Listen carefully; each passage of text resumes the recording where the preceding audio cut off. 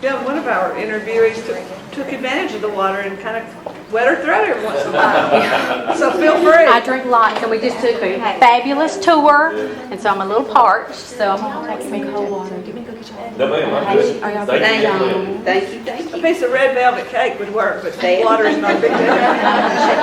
It's so good to meet you in Nice to meet person. you, Heidi.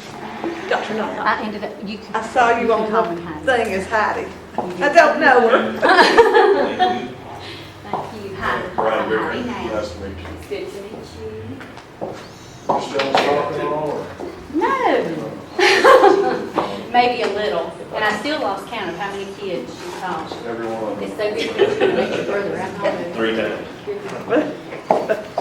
She believe me that she taught me in the 4th grade. Oh, man.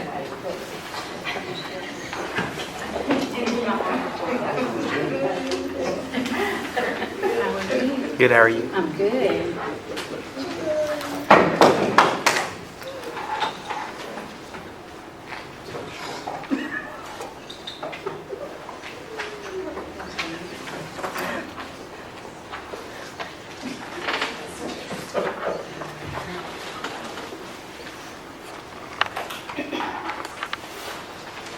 You ready?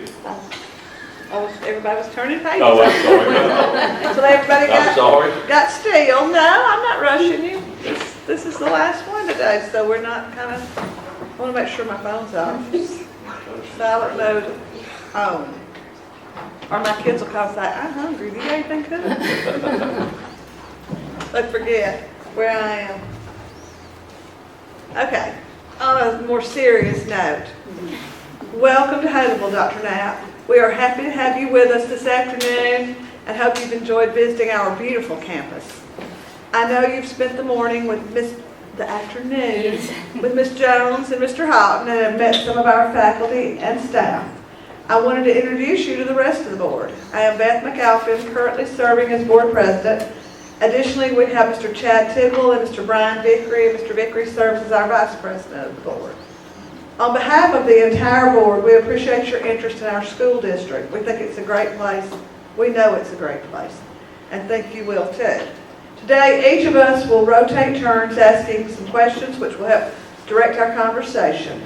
Our desire is for this time to provide us and you with the opportunity to share ideas and get to know each other better. To get us started, would you like to take just a few minutes to briefly review your educational and work history? Sure, that'd be great. So I'm Dr. Heidi Knapp, and I started in education. This is my 29th year. I started as a first grade class size reduction teacher at Neal Elementary School. It's kind of a funny story when they, I'm sorry, do I need to speak into that? It is quite all right. It is quite all right. I was hired as a class size reduction teacher at Neal Elementary School, and so my first classroom was out in a common area. So it was just dividers, some chairs, some tables, and I had to hang my bulletin board stuff on those material dividers out there. But I was just so thankful to be there, and so I just wanted to start by saying how grateful I am for my career in education, how grateful I am that you are letting me have this opportunity to talk to you today. It's been a wonderful career. I'm going to back up just a little bit. I met Ms. Brantley over at the high school. We are connected from Atmore, and we both went to Jeff Davis Community College in Bruton. That's where I started. And then I went to South Alabama to earn my undergrad in early childhood and elementary education.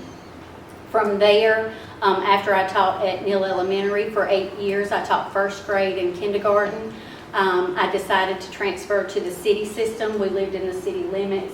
My children were in school in the city system, and it was just very difficult for me to get them to school. So I decided to transfer over, and I was told, no, don't worry, they're probably not going to give you a chance. They don't like people from across the creek. But they did give me a chance, and I've been with Bruton City Schools for 20 years. There I worked as a second grade teacher, and then I worked in first grade. While I was in first grade, I earned my national board certification in early childhood generalist, a wonderful experience that I would encourage any educator to go through if possible. That's one of the initiatives I've been working on in Bruton City Schools. After that, I decided to go back to school and earn my master's in educational leadership. And I was asked to move to the ARI reading coach position. And so I served as the ARI reading coach for 5 years, and then I moved to the assistant principal position there at the elementary school. From there, I got the opportunity to transfer over to the district office. This is my 8th year in my current position as the director of programs. I do everything. I do federal programs, state assessment. I tell people I do everything from first class pre-K to career tech. So I wear a lot of different hats. You know that coming from a small system, that's kind of what we do there. So I live in Bruton with my family. I know we're going to talk about them a little bit later in the interview, so I'll save that for the end. Is there anything else you want to know about my education or my resume? That sounds pretty. Oh, I forgot the last one. I guess I blocked it out. I just earned my doctorate back in November. I love it. You know, I guess I blocked that. So yes, I finished, I defended my capstone project the Tuesday before Thanksgiving. And I just can't even tell you what kind of relief that was. I was able to prepare a meal for my family and enjoy Thanksgiving and go to the movies and all the things without worrying about the paper to complete or whatever. So I finished that with Liberty University, and I became a doctor in December, but I went out to Virginia and graduated in May. So that's my latest educational accomplishment. Congratulations. Thank you. Okay, then we will start with the interview questions. I have to put my glasses on. What do you see as the role of the superintendent as it relates to employee groups, students, and the community? And how would you characterize your relationships with employee groups in your current position? Okay. The superintendent is the chief administrator and the educational leader for the district. They are responsible for everything, the daily operations and everything that happens within the system. It's a huge undertaking and a huge responsibility, I know, but I think it's also one that comes with great opportunities and possibilities. That's something that I learned throughout my career, starting with when they asked me to leave the classroom and become a reading coach. I thought, well, I don't want to leave my kids, you know, but I learned quickly that I could impact the education of more children as a reading coach, and then even more children as an assistant principal and more at the district level, because in the past I had mostly worked with elementary, and it gave me the opportunity to work with middle and high school as well. And so I just think that it's a huge responsibility, but a huge opportunity as well. But it's one that you cannot do alone. You have to have a good team around you. And just visiting your teams today, I already feel like you have so many great teams in place. I work closely in my district with my superintendent and my CSFO. We talk through decisions together all of the time. I work closely with the other district office staff. Part of my responsibility is to support the administrators in the buildings, and so I work with them closely. I get a lot of calls just for some advice or to talk through situations. A big part of my role is making sure that they have everything they need as far as resources and professional development. So in my role as federal programs, I find money for them, whether it's through federal programs, donations, different grant opportunities. So I work closely with the principals, and I also work closely with counselors. I was speaking to some of your counselors today. They wear many hats. They wear a lot of the same hats in the building that I wear in the district office. So whether it's working with EL students or students experiencing homelessness, or whether it's state assessment, I'm the district test coordinator, they're the building test coordinator. So I have to work a lot with the counselors as well. We're going through compliance monitoring this year, and we just had a meeting where we went over all the responsibilities of theirs as a counselor, making sure that they have those meetings and that documentation. So I work a lot with those people. So a lot of those same things. I wear a lot of hats now that I think are preparing me for superintendent. I sit in on a lot of hiring. Superintendents must recruit and recommend to the board and retain administrators, teachers, and support staff. Now, while the superintendent is not directly involved in interviewing teachers, they have to make sure that the culture and the climate within the schools is positive and one that the employees want to come to every day.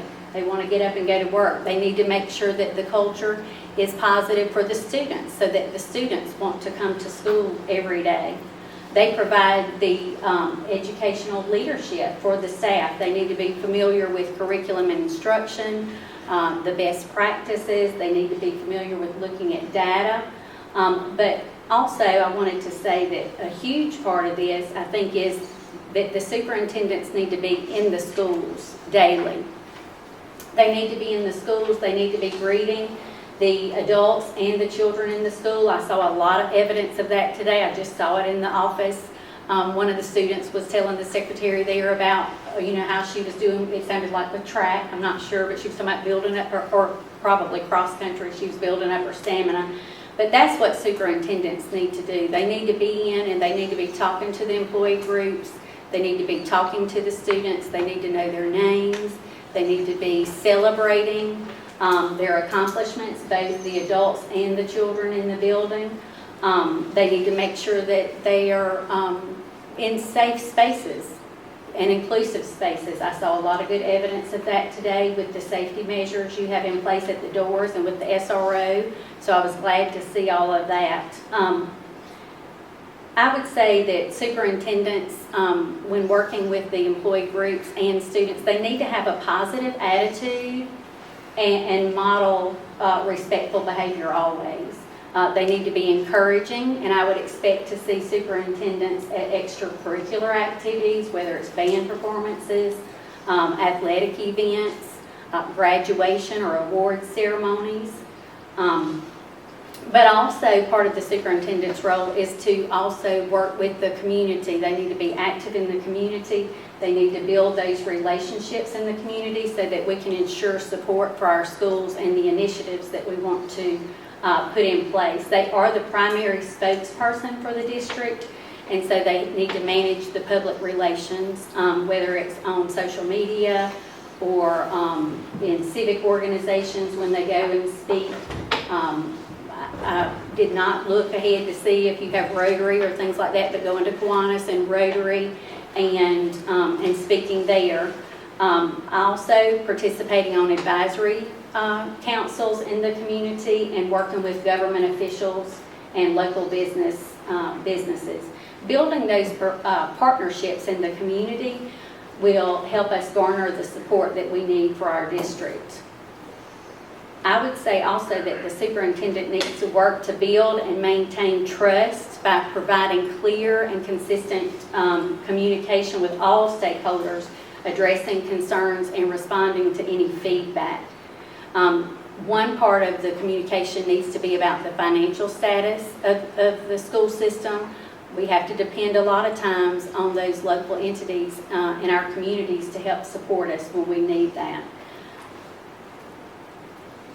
I would say too that it wasn't in the question, and I know we'll talk about it later, but with the board, the superintendent needs to make sure that she goes back and advises the board on the educational needs of the students and evaluates the effectiveness of the overall educational program for the students. And so I've already told you a little bit, I think I jumped ahead, of the role that I play in working with employee groups. So I always want to approach different groups, whether it's students, employees, community, with respect. I want to build that trust and I want to build relationships because I think that that helps you in the long run. We want to be proactive, not reactive when we're dealing with our stakeholders. I already mentioned that I work closely with the CSFO and the superintendent. I work with counselors. I work with grade level teams. I also work with content area teams. I provide a lot of professional development to our district, whether it's the whole district or specific schools. I have an open door policy for all of the people in the district. They know that they can come to me. I speak at, or I present at new hire training, and I always tell those new hires in our district, look, if you don't do something because you don't have the materials you need, that is your own fault. you've got to come to me and you've got to ask me, and I'll do whatever I need to help you find what you need. So I keep that open door policy with them, and they can talk, they can come to my office, they can text, they can call, they can see me at the football game and say, hey, I need this, and I just say, shoot me a text or something, because I'll forget, but I will get it for you. I really like to build the capacity, though, in those around me. I want to build the teachers up, the administrators up, and so that has been a big push that we've been trying to do. And you'll see in the packet when we get there, there's a one-pager about PLCs at work, and I will refer back to that a good bit during our interview. That has made a huge difference in my life and in our school system. And through this framework, we're able to really work and build those. It's all about building those relationships and that trust, and building a collaborative nature in our professional learning community. So I just wanted to point that out, that I'll get back there. There's some things I want to share about building capacity with that. Because I think if you follow John Maxwell, he says leaders become great not because of their power, but because of how they impact their ability to empower others. And that's what my philosophy is for leadership.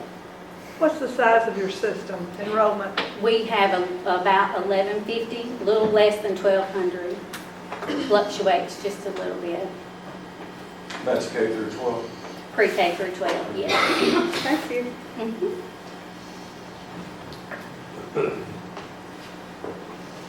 Okay, Ms. Heidi. Question number 2. Okay. We have 5 quality finalists for this position, as you're aware of. As we select a new superintendent for Haleyville City Schools, what are the top 3 strengths and attributes you believe you bring to the table that our district could benefit from? Okay. I want to say I'm a visionary leader, and I think that starts with a clear and concise vision and mission. And I would say it needs to be a shared vision and mission with the board and with all stakeholders. But that's where I'll always start, with that vision, and I will put in the work. If you read any of my references, you'll know I'm a very hard worker, and I want to do whatever it takes for students. Part of that visionary leadership is keeping my focus always on student learning. I think if you always take it back to that, you can pretty much make any kind of decisions you need to make. It's about what's best for the kids. So I know in Bruton City we have a strategic plan, and I read over yours as well. A lot of good points in there. I think we're working on a lot of the same things. But the well-being and the academic growth of students always must be at the forefront. And so I really do believe in whatever we need to do to close those achievement gaps, or to improve that academic achievement, and promote those inclusive practices, which I saw a lot of evidence of today walking through your buildings. So that would be the first thing. Is I am a visionary leader. I'm very open to trying different things and whatever it takes to make sure that we provide the best educational experience for our students.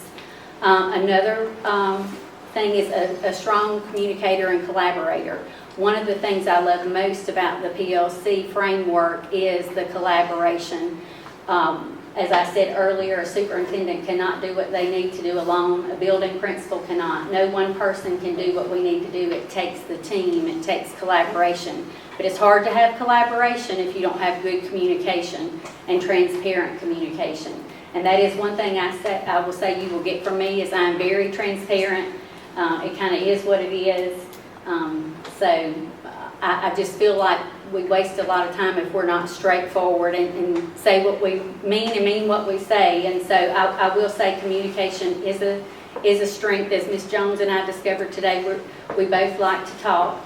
So I think it's important, though, to sit down and have those conversations. A lot of times, I will sit with principals or teachers or my CSFO for longer probably than we need to, just to talk that through. So communication and collaboration. I think that we need to make sure that we're communicating with the community. And sometimes communications are all positive, and sometimes there's things that maybe we don't want to talk about as much. But I think it's just as important to share some of those things as well. We just need to be honest and truthful and transparent in our communications. The other thing I would say is I have operational expertise. If you've reviewed my resume, you see that I do wear many hats. I have knowledge of federal programs, of course, of state assessment, of curriculum and instruction, of first class pre-K, of career tech, so many different areas that I've worked with. In those areas, a lot of times I manage the budgets, I create the applications, I allocate the resources as equitably as I can to ensure that our district can maintain our funding as we need to. I am well versed in using data, and so I use quantitative and qualitative data to make a lot of decisions, to evaluate programs, and to figure out what it is we need to do next to improve student learning and student outcomes. And as I said earlier, like as a reading coach, my background with coaching and my background in curriculum helps me to really support teachers in need. You'll find me a lot of times at RTI meetings and at data meetings, and I usually take a pretty active role in those. I try to sit back and listen. I don't take over, but I do try to share what I know with them. So those are the three things I would say: visionary, communication and collaboration, and also just my background knowledge that I have. Okay, thank you. Sip of water? Yes, I did. I think that walk did me. I'm telling you. Cardiologist, okay. So describe your decision-making style and give us a few examples of strategies you've used in different situations. I've already shared a little bit about that, but so first in my decision making, it always is based on what is best for kids. We always need to go back to that, and we need to have a shared vision and mission of what we think that is, and every decision that we make needs to support that vision and mission. So you did ask for some strategies, and last night at the hotel I got thinking, and I wanted to share one that I use quite regularly, and now it's a visual in my head, but I drew it out for you last night. I'll pass it down, but my former superintendent and we use this all the time. He drew this out. We were talking about something that somebody had come and asked us for, and it may be, maybe we don't want to do 4 weeks of a summer program, maybe we want to do 2 weeks. And so we just got in the habit of saying, well, who's that best for? Is that best for kids, or is that best for the adults? And so we draw this out, and it's got 4 quadrants. The top left is what's good for kids and good for adults. Ideally, that's always where we want our decisions to be. On the right side, it's good for kids, but it may not be the adult's favorite. But if it's good for kids, sometimes we have to make tough calls, and that's what we do.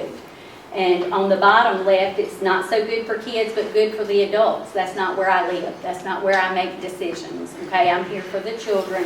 And in the bottom right-hand side, not so good for kids or adults. We definitely don't want to make decisions there. So always, whenever we come up with a decision, we say, how does this impact student learning?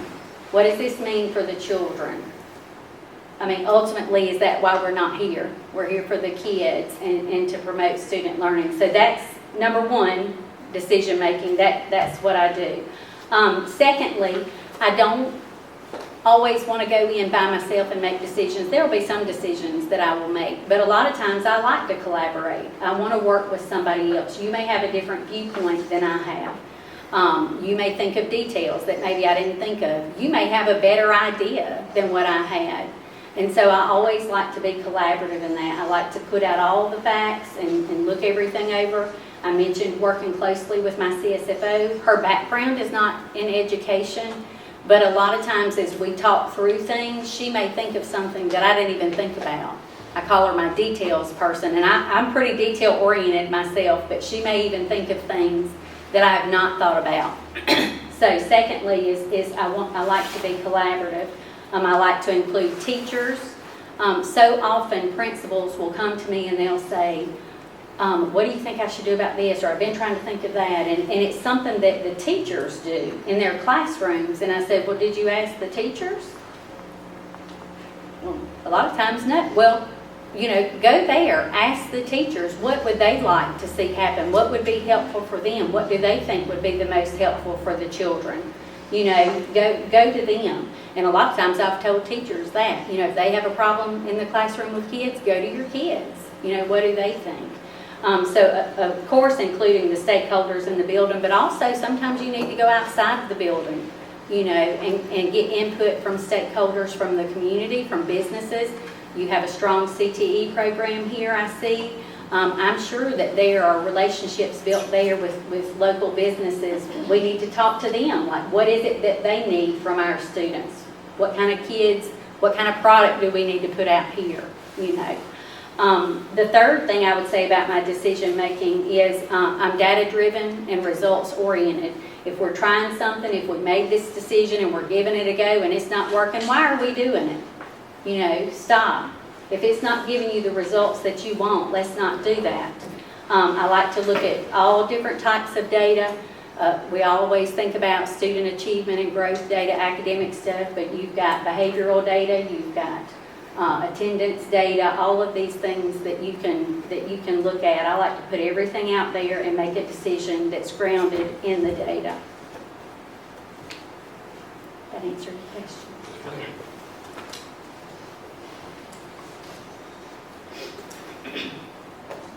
Next question. With funding tight, teachers, administrators, and support staff have taken on more and more responsibilities. What would you do and say to help keep them encouraged and their morale up? Okay, I'm going to back up just 1 second, but this leads kind of into that. I was back on the decision-making stuff. That's why I put notes, because I knew I would forget stuff I wanted to tell you.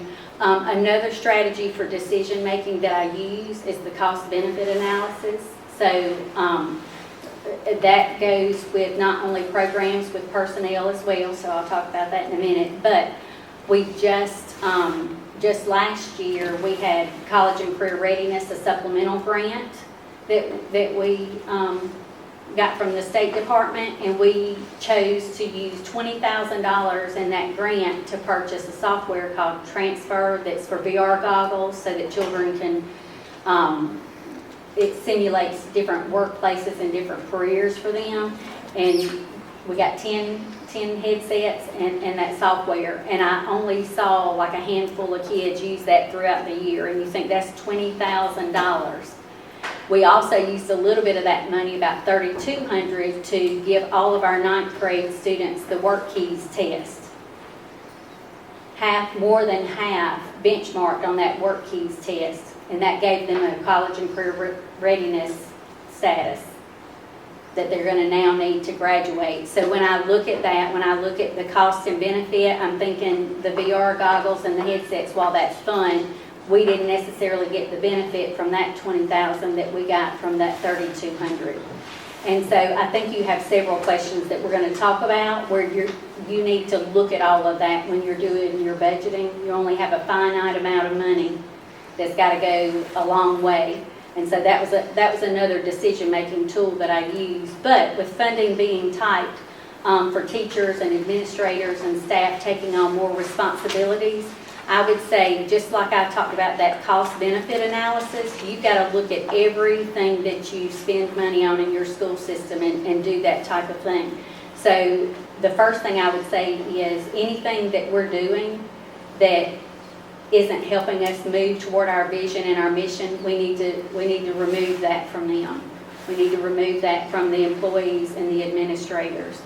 But I like to believe that administrative support and a positive climate and culture can outweigh pay or benefits. I know we always hear about how people don't make enough money in education, But if they are working in an environment where they are happy, they feel connected, they feel valued and appreciated, a lot of times I think when they're on the fence about if I stay or if I go, that means the most.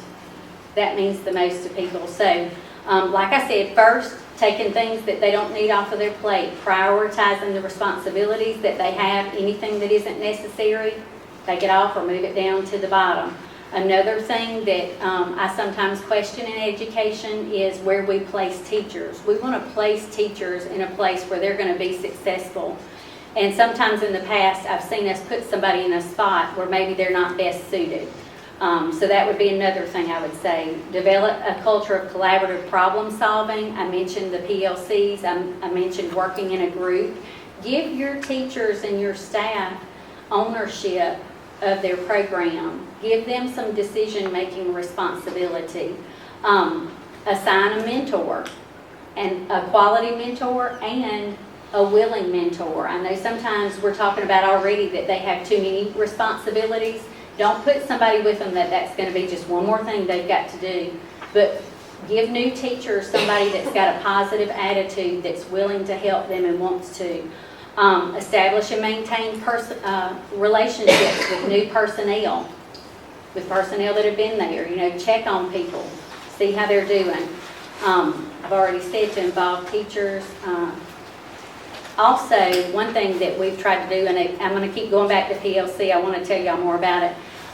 One of the big premises there is that they say celebrations. So every meeting that we have, we start with tiger wows. So before we even get started, tell me something good that's happened this week or this month in the school. Share that with me. Celebrate your staff. Celebrate your students. Everybody just wants to be seen and heard. They want to feel valued and respected. I mentioned today on our walk-arounds, I usually in my purse, I don't have my purse in here with me, the elementary teacher in me, I keep a little notepad. Right now it happens to be a little apple. So when I pop into the classrooms or whatever and I see something positive, I leave them a little note that's specific to what I saw. And you think, oh, that's so elementary, and they love that kind of stuff. But when I do it at the middle and especially the high school, I've gone up there to the high school, I've left a little note. Some of you have mentioned Coach Lambert that used to work here. One day I left him a little note, and before I got back to my office, I had an email from him thanking me for the little note. You know, you could do it with a sticky pad, a text message or whatever, but just saying, hey, I see you. I see how hard you're working. I see what you're doing for our kids. Again, like I said, just emphasizing that open communication and collaboration. I would say that a positive school and environment and climate and culture equals less teacher burnout. So that's what I would say would help with morale.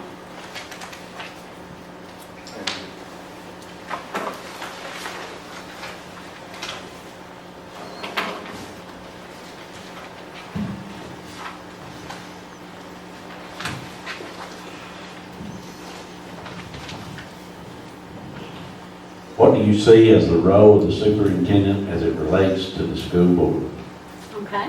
The superintendent, like I said earlier, serves as the chief executive officer for the system, secretary of the board, and a member of the governance team. So a lot of times the superintendent is charged with advising the board about things that are going on in the school system, what's going well, what's not going so well, what needs do we have. She also would make recommendations to the board about next actions to be taken, whether it's personnel, whether it's facilities with the capital plan. But before any of that, I think it is so important, and I can't stress this enough, how the superintendent and the school board need to be on the same page. They need to have that same vision and that same mission. I think that, as I said earlier, it's so important to be proactive instead of reactive. So I would say the first thing would be working together to establish that vision and mission.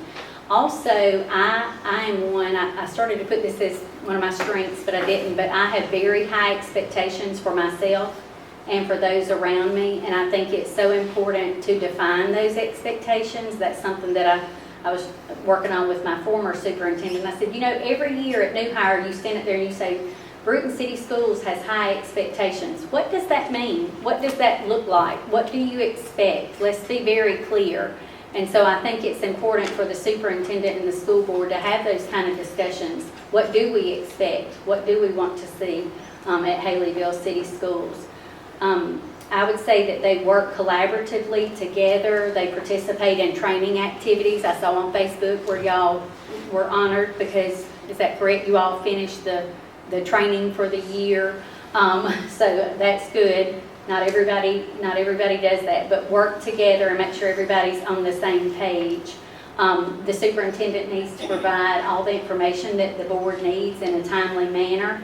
I loved to see that you had that space set for work sessions. So, getting that board packet to you in time, having those work sessions to talk through stuff, meeting with the board president regularly to go over any kind of school business that we need to go over. I would like to see, if given the opportunity to, or I would like to do, if given the opportunity to be superintendent, to do like a weekly newsletter, send it out to the board. This is what we've got going on this week in the schools, just things like that. It seemed to me that when we took the tour, that they're used to seeing you in the buildings, and so that was nice to see. It was very welcoming.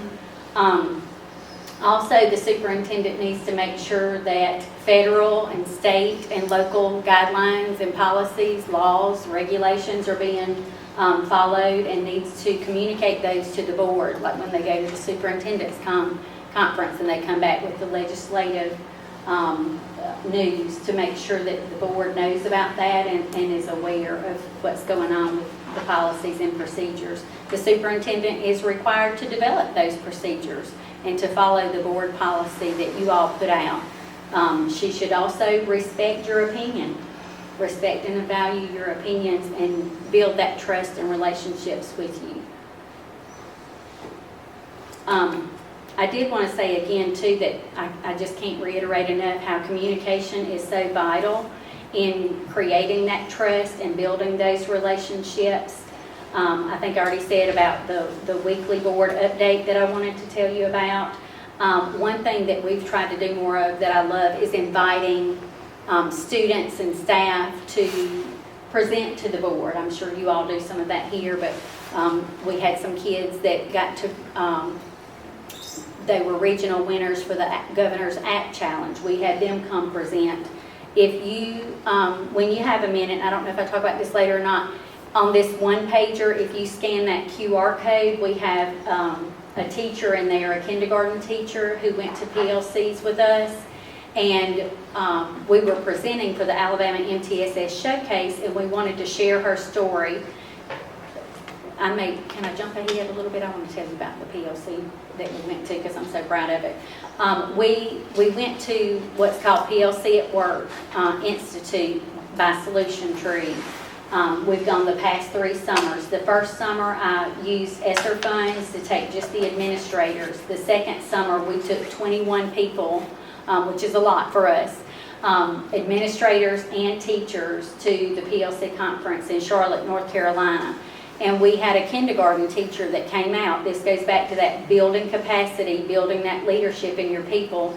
She came out one day and she said, I just learned about a walk to intervention model that we've got to do in kindergarten. She said, we've got to do it. And the principal said, okay, do you want to take it back, or do I need to tell them we're going to do this? And she said, I want to take it back and I want to tell them. And so last year they implemented a walk to intervention model in kindergarten, and their results were phenomenal. Talk about collaboration and doing what's best for kids. It is just unbelievable. So we wanted to present on it at the showcase, and Ms. Thompson, the principal, asked the kindergarten teacher to tell her testimony, write her story, do it in like a paragraph. It's a lot more than a paragraph.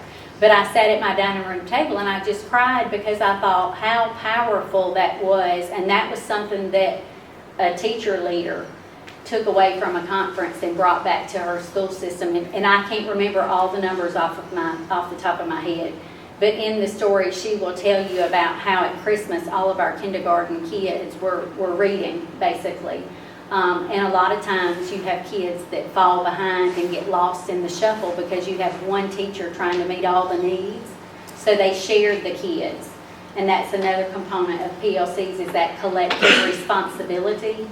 And so I want you to go back and take a look at that. I know I got off on the superintendent thing. I will say that the superintendent did go with us to all of those PLC meetings, and that was appreciated. But when we have good things like this going on in our schools, we need to share that with our board, because I think so often you all might not know some of the good things that are happening. So that I kind of went around in a circle to come back to that. We want to showcase the good things that are going on in our schools with the board.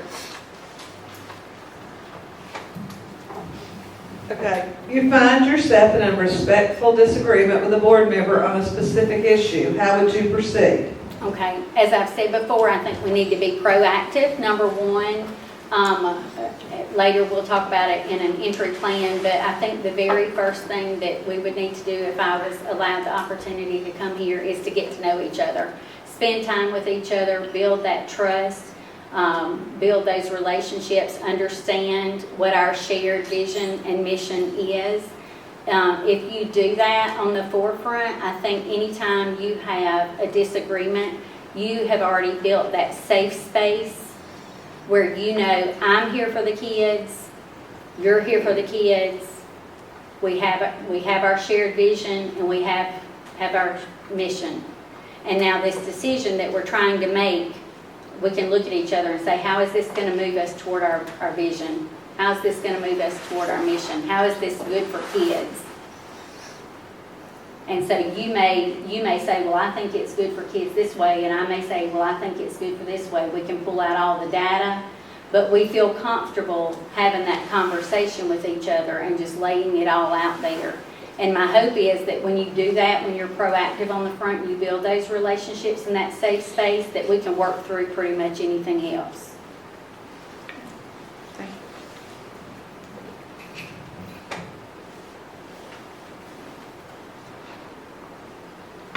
Okay.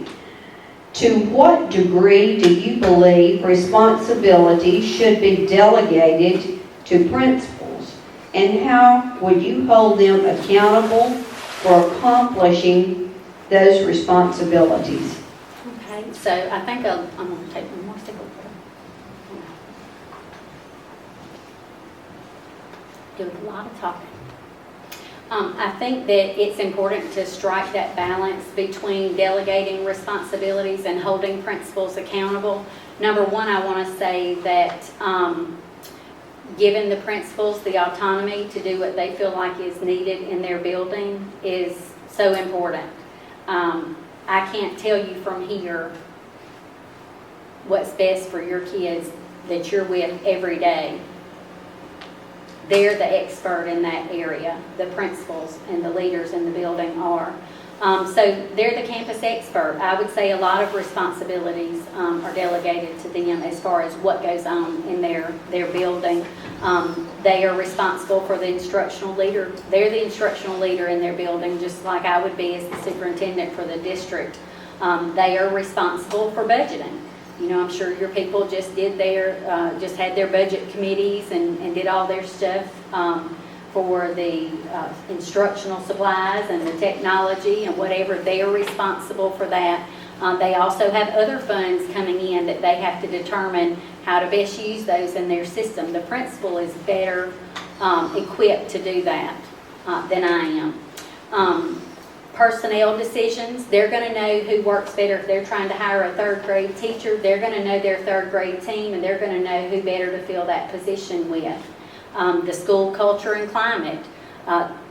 Everywhere I visited today, it is phenomenal, the school culture and climate, and I feel sure that the principals have a hand in that. At the middle school, I had already kind of looked ahead on Facebook, the houses that they're doing, the Ron Clark stuff. I think that's wonderful. and going to go a long way to building that school culture and climate.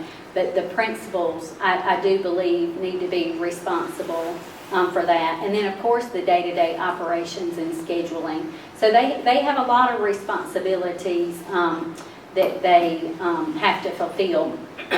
Now, as far as evaluating them, yes, you're going to be looking at performance level type evaluations. You're going to look at the data that's coming out of the schools.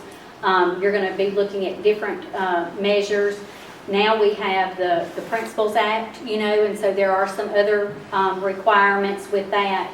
They have to have the professional standards. They have to have their plan moving forward where they set their goals.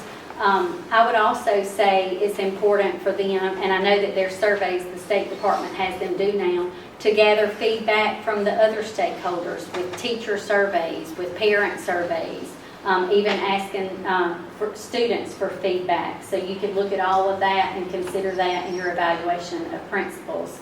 And I would say, I want to say this too, holding them accountable should not always be punitive.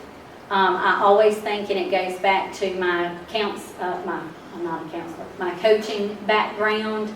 I always think that you need to try to help people first, whether it's a book study, whether it's some professional development, whether it's just getting together and talking. But I believe in going through coaching cycles and working with people to build them up as far as that goes. And then, you know, if you're working and we just can't seem to get on the same page or make it work, then sometimes you have times where it's time to do something different. This is just kind of a follow-up question Okay. that we thought to add to it, Okay. and I asked the other participants. I'm sure you had an admin team in your school system. We have been blessed with a really good admin team here, and they all work together. Could you elaborate just a little bit on how you would approach the admin team and go to work with them? Sure, yes, I think that's very important. So I'm going to go back to the PLC framework, and it's, to me, still all about that collaboration, and I'm going to spend a little bit more time there. I don't know how we're doing on time. We've got time, okay, good. I'm going to spend a little bit more time there. I want to back up and say, so again, the focus always has to be on student learning, on doing what's best for the kids. And the second component or big idea in PLCs is that collaborative culture. And so I don't like anybody working out in isolation or feeling like they're alone. I love to come together on that administrative team. And as I said, we took all administrators to that first conference. And when we came back, we started having meetings that were different than what we had before. Meetings before had always kind of been housekeeping and nothing really meaty or meaningful going on in there. We started doing a lot more talking about what it is we want for our system, what it is we want for our kids, and how are we going to get there. And so I think that's so important. And each of the administrators was, like the elementary was sticking to the elementary, in the middle and the high, you know, like that. And so coming together, I have found that we're better together. Where in the elementary school they had a better grasp on using data and having data meetings and providing intervention for kids. The secondary schools tended to struggle in that area. And so we were able to share things at the elementary school that they were doing that we found also worked at the middle and high school. But had they not come together and had those conversations, we would not have known that. And a little history there. We are a district. I know we're gonna talk about this a little bit later too, as y'all are, and I think that's phenomenal. But we struggled there for a while. We had a dip at our high school, and I think a lot of times when you have school systems as good as yours and as good as ours, we become complacent. And we had reached a point where we had become complacent, and it showed in our results. And so I applied for the Alabama Multi-Tier System of Support, Cohort 1, and we joined that, and through that process is when we really started working together. And my former superintendent would say, well, y'all are having your data meetings, right? And everybody's like, mm-hmm. And y'all are doing intervention, mm-hmm. And I finally looked at him one day and I said, you gotta quit asking yes or no questions. Everybody wants to please you, so when you say, are you doing this? Mm-hmm, we are. We were not. We were not doing it. And so through those conversations with MTSS, one day I finally said, hey, who needs help using your data? Who needs help with your data meetings? And slowly, we raised our hands. And I was like, okay, that gives us a starting point. That gives us somewhere to go. And so I started researching, and we found the PLC at Work Institute. And we used, like I said, some of the COVID relief money, the ESSER money, to go. And it was really transformative in the way that we were leading the schools. We really worked together a lot more. We put some things in place that some people were resistant to for a while. It took us a while. And I can't believe I didn't print this out for your packet, but we had a 79 at the high school that year on our report card, which was not okay for us. And we had some tough conversations, and then the next year it actually went down another point to a 78.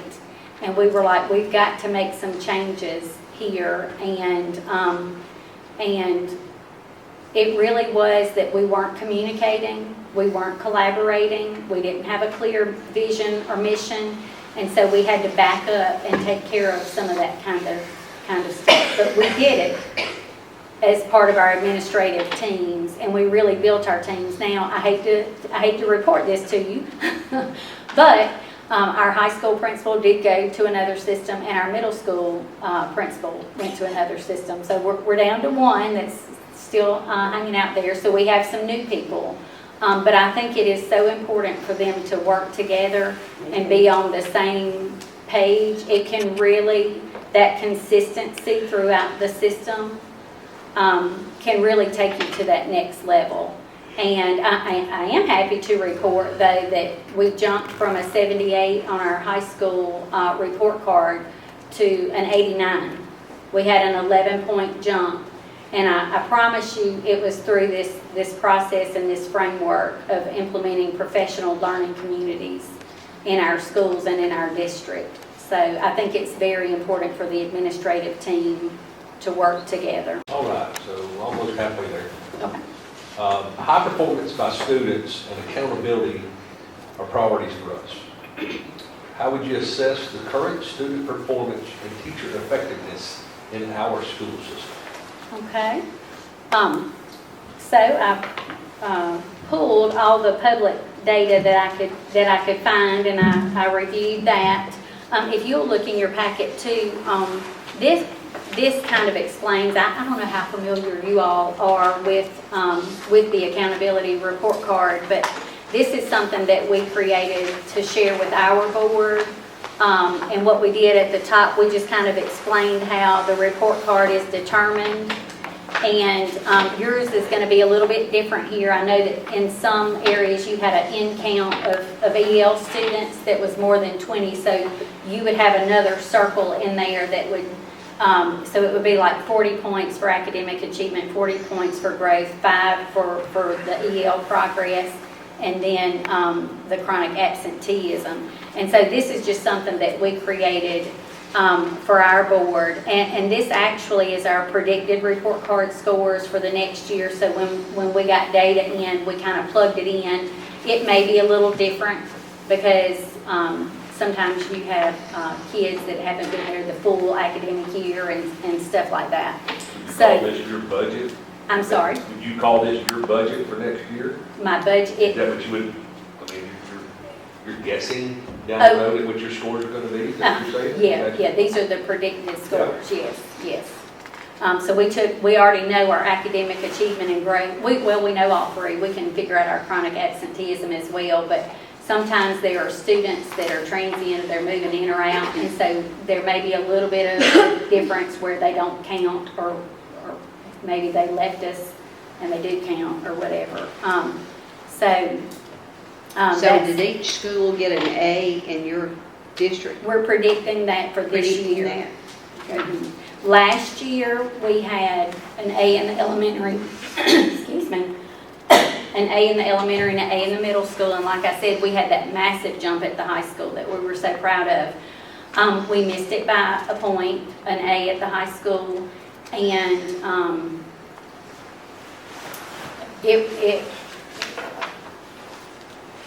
there was some conversations there about why that may have happened.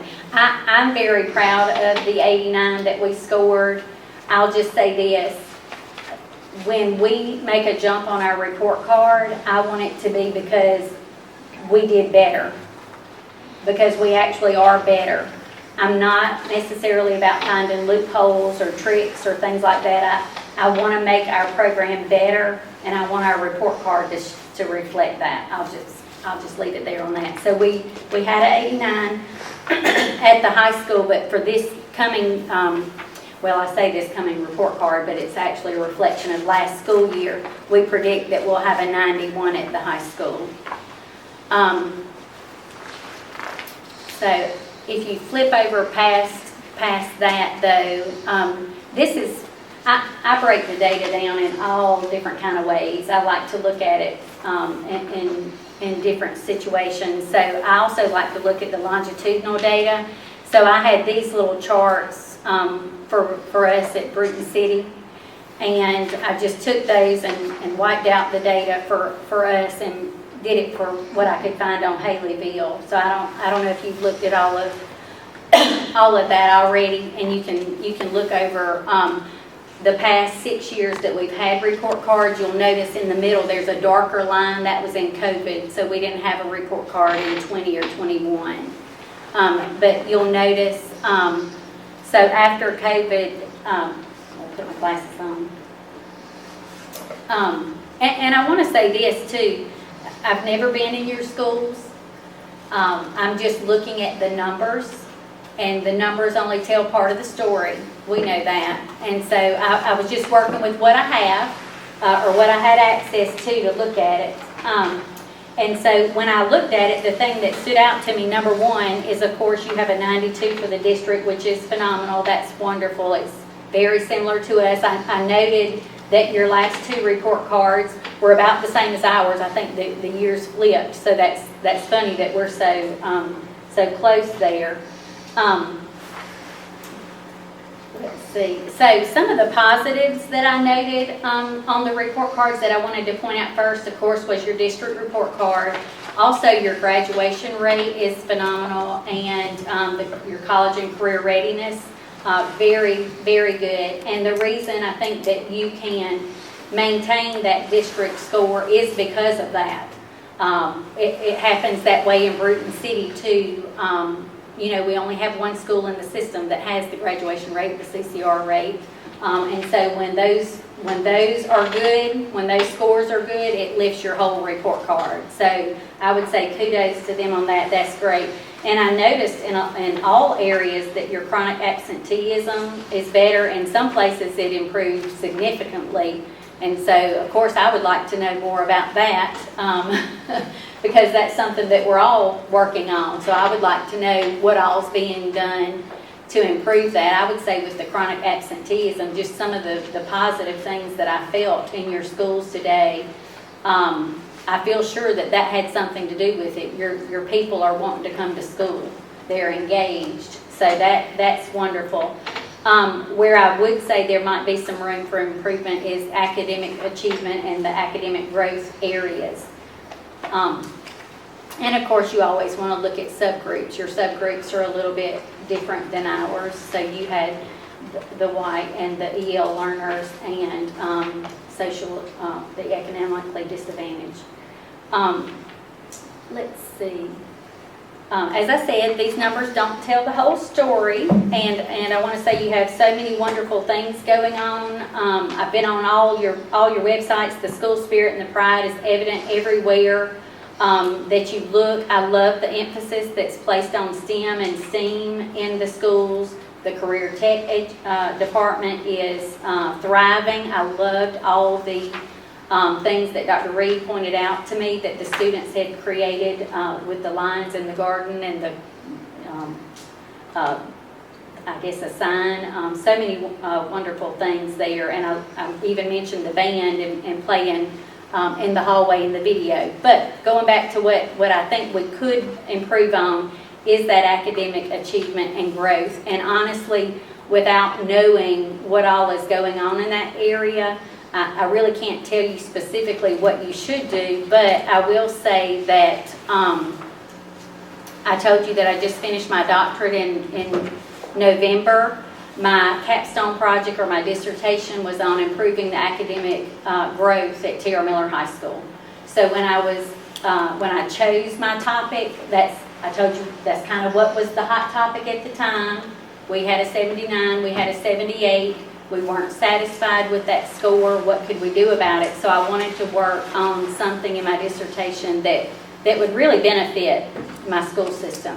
And so that's what I worked on. I did all my research on that, and I put in the folder my 3 recommendations that came from that project. And so these are some areas that I might suggest that we look to see if we could make improvements there. And the first recommendation is to build leadership capacity.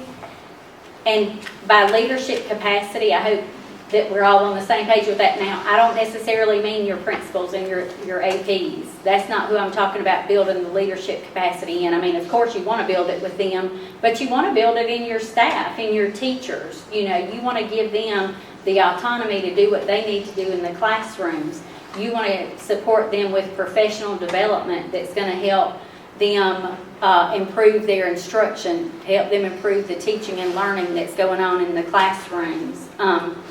The second thing I would recommend looking at would be to improve school culture, but quite honestly, I just don't know how much better your school culture, if what I have seen today is what goes on every day, and I just felt like it is. I don't see how you could improve school culture. It's fabulous here.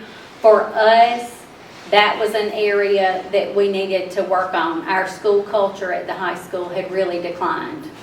I'm not telling you anything that anybody there wouldn't say. It really had. We had to work on that. And the third recommendation is providing additional student support. So in that area, and I'm just using the high school and the ACT as an example because that's what I had done all this research on. But I would think it would need to be across the board. I just feel like you should never leave student academic growth points on the table.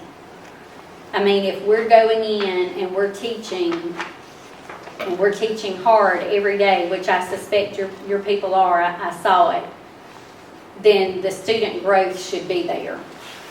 And so I meant to say that I'm kind of using this for all schools. And like I said, I don't know everything that's going on, but on that providing additional support, in this case, what I focused on was professional development. We sent people to the ACT Summit. We sent people to the ACT Instructional Mastery.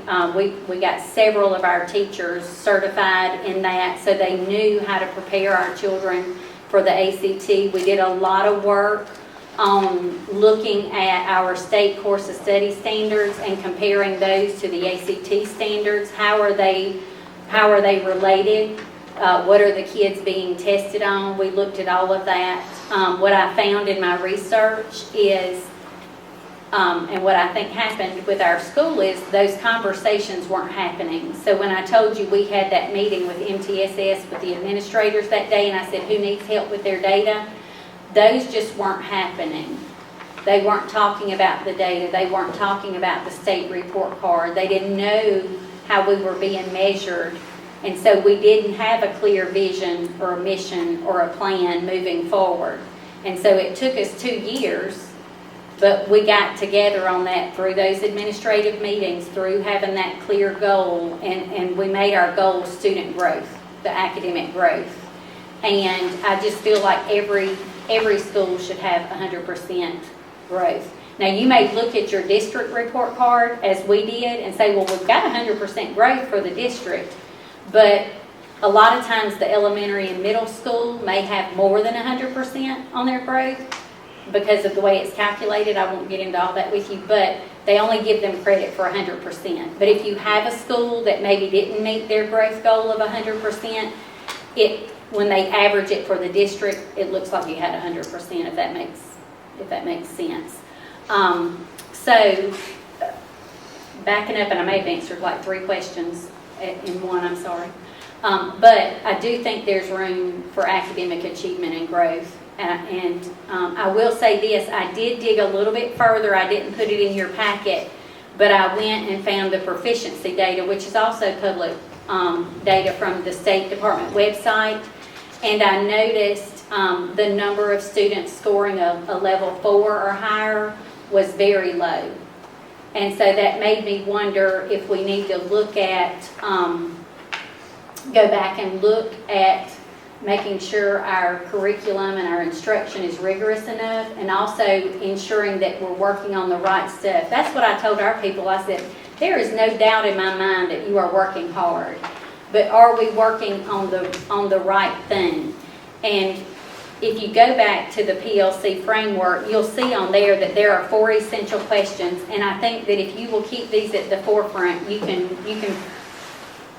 improve so many things in education. And that first one is, what do we want students to be able to know, and what do we want them to know and be able to do? It always goes back to that. If you don't know what you want them to know, how are you going to get them there?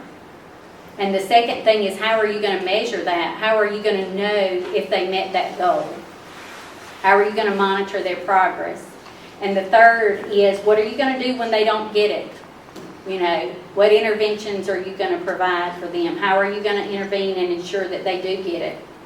And then that last one, that's something that I would suggest that you look at, and something that we're trying to look at in Bruton City Schools, is what do we do when they already have it? What are we doing for those kids that are already, you know, meeting those goals? Are we pushing them harder? Are we trying, when we look at our state assessment data, are we trying to move our 3s to 4s? Our level 3s to level 4s? Are we trying to move our 2s to 3s? You get more credit for those. So there's the accountability piece, but also ultimately deep down, I think that's what we're charged to do every day. We're supposed to push our children as far as we can. And you may think, why is that important? And why did I focus on T.R. Miller? Of course, they did have that drop on their report card, but it's so important for us, different people have different opinions on the ACT, whether we should give it, whether it should be used for accountability or whatever, but I see it as an opportunity for our kids, because I believe that we need to give our kids every opportunity. They may think that they don't want to go on to school right now. They may think they want to go straight to work or in the military, and that is fine. There is nothing wrong with that. But what if their senior year they up and decide they want to go to college?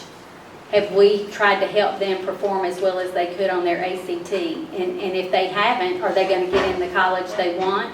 When they get into college, are they going to have to take remedial courses that they have to pay for before they can take the ones that are credit, bearing courses? So that's why it's important. I think I answered the next question, I'm sorry. I got ahead, should give the questions And I ahead. think the next question you've touched on is pretty good. It was based on what you know and have seen of our school system, what do you think is the greatest potential for improvement? You've touched And I on really that. do think it's academic achievement and growth. I think we just need to push them a little bit higher.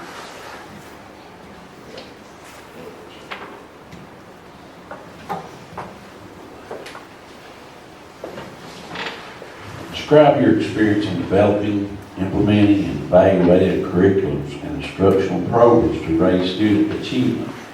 What steps would you take to create a culture of high expectations for those you are charged to lead? Okay.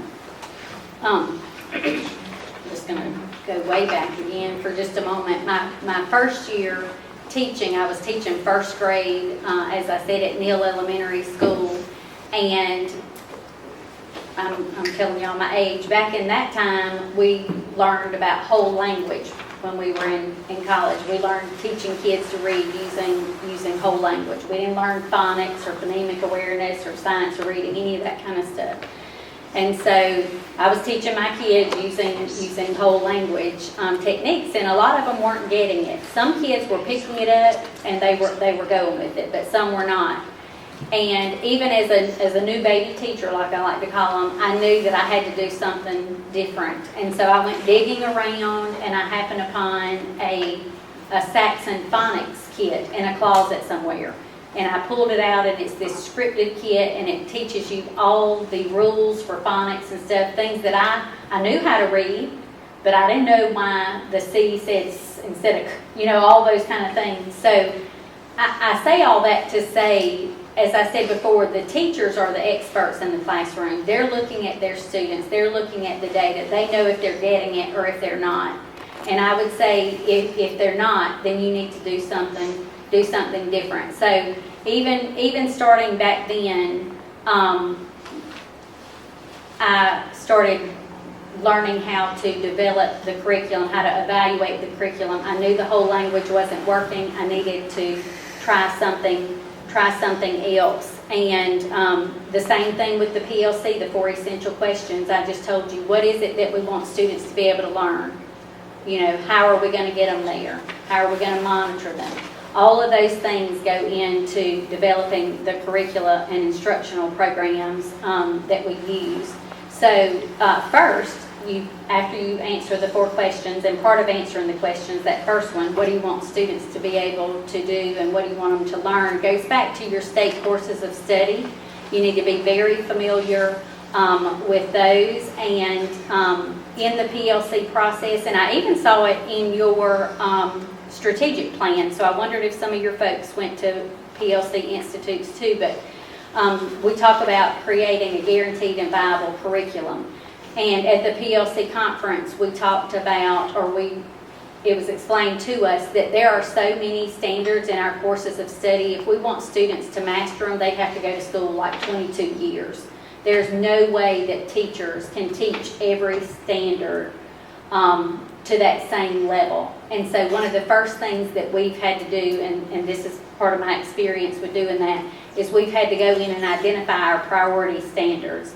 Now, the state has also put out some priority or focus standards. You might know in the Alabama Literacy Act with 3rd grade, there are standards that they must master. Now, there may be 22 or 35 standards in there. I don't know the number right off the top of my head, but 8 or 9 are the ones that the 3rd grade students must master to go on to 4th grade. And so that's where you've got to begin. You've got to decide what are those priority standards. Some people call them essential standards. Some people call them focus standards. And then you've got to look at the curriculum that your board adopted. You all adopted curriculum for your schools to use, and you need to determine, is that curriculum meeting our needs? Is it helping us get our students to master those standards that we have identified? If it's not, you're going to pull in some outside resources. You're going to add to that. There's so many tools out there now. The Alabama Learning Exchange, ALEC's website, it'll help you once you get your standards, dig down in them and see what's your key vocabulary, what's some activities that you can do, what are some prerequisite skills they need to know about. And so also, one thing that we've started using a lot lately is Access. I know that we all know about the Access, the distance learning model, but they also have Franchise, where you can use all the curriculum that's aligned to the courses of study. So you've got curriculum and assessments and activities that are already built in and aligned to the course of study. The next thing I would say is, just like with the PLCs, how are you going to measure their progress? How do you know if they've gotten it? And I know AMSTI was in, I think, the elementary school today. AMSTI and ARI, they have developed so many tools and resources for our teachers to use with item specs and blueprints and proficiency scales, all of those sort of things where we can go in and we can see if a student has mastered that standard, what does that look like? We can see how it's tested. We can see if the way that we're teaching and testing in our classrooms every day is aligned to the way that they're going to be tested on the ACAP summative. Same thing with ACT or other things. There are tools out there that we can use to make sure that what we're teaching is aligned with how we're testing it. So we do all of those sorts of things, and we try to make sure that our teachers have access and know about all of those resources and materials. We ask AMSTI and ARI to come in and provide professional development and support for our teachers. We've had them recently come in and help us with some pacing guides. So after you identify your standards and you're looking at your curriculum, you need to determine how your pacing is going to go, how you're going to make sure that the standards that you've chosen, how the teachers have time to teach those within the allotted time. And then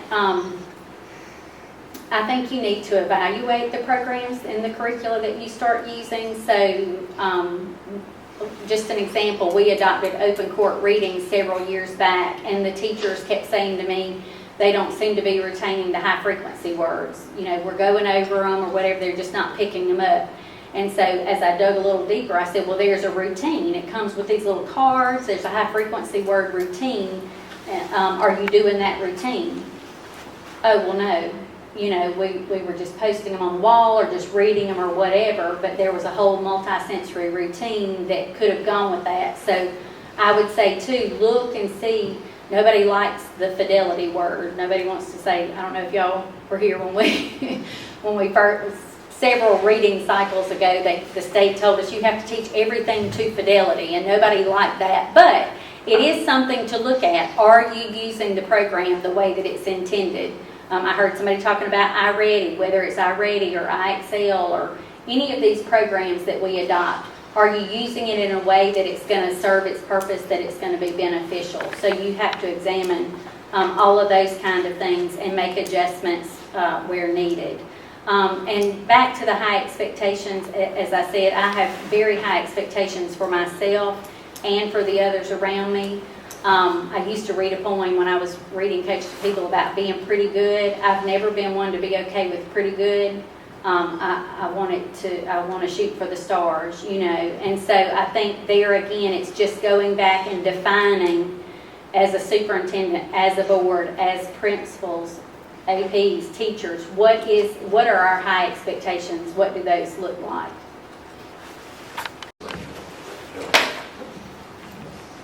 I'm old enough, I've been from the SRA reading kit generation in second grade where you went from Yes, you violet have. to platinum as a student. And I could read and comprehend or know that I had not. Okay, how would you approach the budget process to ensure success during financially challenging times as it relates specifically to programs like, but not limited to, special education, federal programs, and career tech? Okay. Some of this is repetitive, so I apologize. But for all programs, I begin by evaluating what we currently have in place. What are we already allocating our funds for, and what results have we gotten based on that? And so that's where I would start. One of our biggest expenditure that we have in education is, of course, our personnel.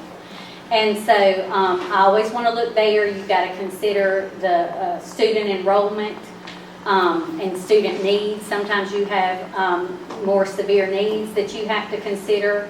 I consider scheduling, special programs, courses that we need to offer. And then also just walking through the schools and observing what's everybody doing. You know, is everybody busy? Do we need more support? I had a principal that's no longer with us, but he always would come over and say, hey, I need some more instructional aides. I need you to find some money in your Title I and get me some more instructional aides. And I said, well, when I come over and they're holding the counter back there down, not really doing a whole lot, I can't justify giving you more aides. When everybody's busy and doing their thing and we need more help, then come back and we'll talk about it. But right now, if I see that folks aren't all busy, then we're not going to talk about that right now. So that's where I look first is personnel. And I noticed, because I was in your EGAP applications too, that you all put a lot of your federal dollars into personnel. We do the same. We do the same thing in Bruton because we know that teachers have the greatest impact on student learning. And so I do think that that's where we want to place most of our money. We also keep our central office very slim because we want that money to go to the schools. And so we do support that. All three of the funds that you mentioned are federal programs. Excuse me. And so they do come with stipulations. It's always important to look at what's allowable and what's required. It's important to know your funding formula for your system. It's important to know what state foundation units you have coming, and you have to lay all of that out and look at that. And then when you get into your other funds outside of personnel, you need to look at your different programs, like what do you already have, in place? And as I said before, have we used it as it was intended to be used? And I've been known to pull up a lot of usage reports and make sure. We had a program one time called Freckle, and I put a lot of money into that, and I noticed that it wasn't being used, and it was because we were using Freckle and Prodigy and Zern, and they were going online and Stride, and they were using a lot of different resources, and I'm not sure if we were using any of them well. And like with Stride, the principal would say, well, I got a grant for that, we don't pay for that. And I tried to explain, no, but when they're using that program, they're not using the one that we paid for. So let's really look at what do we need, and what do we want, and what do we see the most benefit from. So on that next page in the packet that looks like this, it's just a sample. It's the first page of the elementary and the first page of the middle school. This is something that we started doing a couple years ago, an initiative inventory, because I think sometimes we're not even aware of what all we have and what all we pay for. And so we started doing this a couple years ago, not this involved. This past year, I asked them to also put the targeted population, like what are we using this for? Is this an academic support? Is this a behavioral support? Is this a foundational wellness? Is it for all the kids? Is it a tier 1 core program? Or is it just used with some students? Do we have holes? Are there some areas, say in behavior, some of our more severe behavior, tier 3, do we have what we need in that area? Do we have 5 programs in this area that are doing the same thing? Which programs do teachers and students like? So you can go back in there and you can look, and I would say things that you're not using or things that are not getting the results that you want, get rid of those. Don't pay for those. Save those funds for somewhere else. I would say, I've already mentioned, I work very closely with my CSFO. She is heavily involved in creating the budget. I know we're all doing budget hearings here lately, but she and I work very closely together. I'm more the programmatic side. I understand the instruction, maybe some of the stuff in the schools that she doesn't get, and she's more the finance side. And if I stress to her the importance of something that we need, she helps find the money for it. So we work very closely together. And I think you need to involve other people, the other stakeholders in the planning of the budget as well. We're almost out of time, so we're going to hurry. Okay. You can answer these last few questions, please. And my question is, and I'm going to skip the first part because you've already answered it. It was, how do you work with the educational community and adjusting to a new superintendent, which is, you covered that thoroughly. But the next part I do want you to address, because the community involvement is very important with our school system.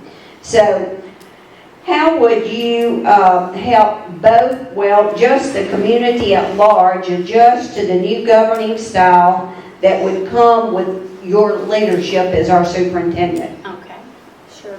That is very evident I told you all, I've been on your Facebook page with the Back to School Bash and all the things, and I have seen the support from the community and the involvement, and that's wonderful to see. So, first of all, I would like to meet with community members informally and formally, whether it's to go have coffee, which I didn't get to. I wanted to get to Coop's today. Is that right? Coop's Coffee. I wanted to get there today, but I did not. But just to sit down with community members, I would like to more formally speak at civic organizations, some of the community events and other meetings that may be going on in town. Not only, we just went through this process, this transition, and the new superintendent will want to get out and share all the positive things that are going on, but also share some about who I am and how I like to lead.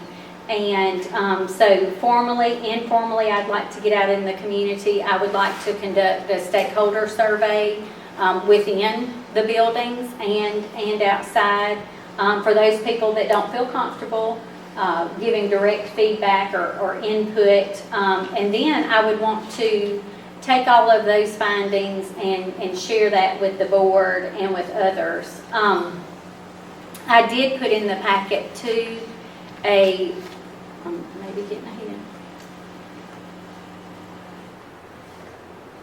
I may be getting ahead on that. No. I put in the packet an entry plan, and so like in the first 30 days I talked about doing just a listening tour, going through and meeting with those people inside the schools and outside, just asking open-ended questions. And I know you said kind of focus on the community, but I really wanted to say, having gone through this process recently, how important I think it is for the superintendent to meet with each of the people in the central office, just to have a sit-down, open meeting about whatever their responsibilities are, who does what. There is a strong sense of tradition in these schools and in this community, I can already tell, and I would want to learn more about that. So while I want people to learn about me, I think I need to learn about you and what's going on. And I already talked about the surveys. I've already kind of jumped into the data some. I would continue that. But I think being visible and present and just available and approachable to people. And so going out to the different, we're in football, the sporting events and stuff now, of course, I would want to meet people there. I would want to be in the classrooms and in the schools. And then that would be like the first 30 days. And then 60 days, like I said, just taking all of that information that I have found and looking for patterns, looking for strengths that we have, looking for areas that we maybe might want to make some changes. You already have a strategic plan in place that needs to be revisited every year. So we would look at that using some of this and see if changes needed to be made for 26, 27. So I'll let you look over that, but mainly with the community, just informally and formally, meeting with them, returning phone calls. I mean, that's the thing, you know, yes. Is that it, Ms. Garner? We got time for one more. What you want to do? It's up to y'all, sorry, that's just up to y'all. The one you're gonna ask next or whatever. The last, yeah, you always ask why. No, 13. Ask it. And then I want you to ask your last question that we've been asking all day. Okay. I've got time if you've got time. So, on this question right here, based on what you know, how do you think you and your family will adjust and fit in both with our school community and our community at large? Okay, all right. I'm glad you came back to that because I didn't talk about my family earlier much. So my husband and I have been married 27 years later this month. He is the plant manager at Chapman, Boise Cascade in Georgiana. My 3 children are all grown. My oldest is in Bruton, where we are, with my 2 older grandchildren. My middle child, Tori, just got married back in May, so we've been doing wedding stuff, and she's in her 4th year of medical school. She currently lives in Huntsville. And then my baby, my boy, Cam, he lives with his family in Prattville. So really, it's just my husband and me. And that may cause some concern because he's in Georgiana and I'm here, but I want to say that before he moved to Georgiana with Chapman, he was in Thorsby at Boise Cascade. And so he lived there in an RV for 5 years during the week and came home on the weekends. And I told everybody it's kind of like we were dating. That was nice. But so it would mainly be me. Except for weekends and stuff, except I've seen some phenomenal stuff, so I might want to recruit the others to come. But I grew up in a small town, and I've lived in a small town my whole life, and I know that the school and the school system is the heart and soul of the community. And just like you do here, you know, we're at the football games on Friday night, we're at the basketball games. A lot of times in these small towns, that's what you do. You know, you do things that revolve around the school. So I'm very familiar with that. I grew up in Atmore and Huxford and lived in Uri for a short while. I don't know if you're familiar with any of those areas before we moved to Bruton 26 years ago. So, here's just a pretty simple question. Okay. You can give us your heart on this. The question is, why? Why? Why do you want to go from established position in an established system, home, close, everything but the kids up here, Yeah. and come to Haleyville? If honestly, just in all honesty, it's time for a change. Like I said, I just finished my doctorate, as I said, and I think I've kind of capped off where I am, if that makes sense. Some of the things that I've talked to you about today are things that I'm very proud of that we've worked on and done the past several years, but sometimes it's been a struggle because, I don't know how else to say it, but to say it, you'll find that out about me. I wasn't in charge. You know, it was difficult because sometimes it was hard to get people on board and get them to do the things that we needed to do. And so I've been doing this a long time. When we went through compliance monitoring back in 2020, I almost retired because I thought, whoo, this is too much. It nearly did me in because you see all the departments I'm in charge of and I had to do all of that. But I'm not ready for that yet. I'm not ready to go home. I still think I have something to give to children. And I just want to try it in a different capacity. And just being here today in your schools, they're just, I can't reiterate enough how beautiful they are and how welcoming they felt. And so you're right, it would be a huge change. And sometimes I'm thinking myself, I don't know what I'm thinking. But it really just is time for a change, you know. I appreciate your honest answer, for sure. And Is there anything we failed to ask you that you want to ask us? We've asked you everything. Is there anything you want to ask us? So when not a lot necessarily to ask, but I did when I was looking at every Facebook post and all of that kind of stuff, I saw the hashtag on a mission everywhere. So it did make me curious. It made me wonder, what is that mission? What mission are you on? To serve, inspire, and to be lead. better, yeah, be better at what we are. Yeah. Yes. Continuously. Yes. Continuously get better. That's the way I see it. To serve, to inspire, and to Yeah. lead. Do you want to give the canned answer? Do I want to give the canned? The canned answer of what it means? I mean, Well, that on mission is just, it was from a book study that we did and on the admin team. Okay. And every year we just have a hashtag. This year we are doing Home of Champions. Okay. But So that that's on what a you- mission is just on a mission to help each student be the best they can be, to find their niche, expose them to as many things as we can to help them be the best they can be as they become adults. I love that, and I love it. We did a book study on Relentless by Hamish Brewer. I don't know if any of y'all knew that, but I made T-shirts and everything. So ours was Relentless in the Pursuit of Excellence. But I love that on a mission and that hashtag. It just serves as a quick reminder to everybody what you've learned and what your goal is. While we're here. Okay, Dr. Knapp? Thank you again for your interest in our school system. When we adjourn today, we would like to go to the high school conference room for a brief meet and greet to give you a chance to meet a few more of our people. We'll be interviewing through this Thursday. Moving forward, we will be in touch. I didn't say thank you for this opportunity, though. I really do. I thoroughly enjoyed my visit, and I just appreciate it. Thank you. Thank you. Thank you for your time and your preparedness.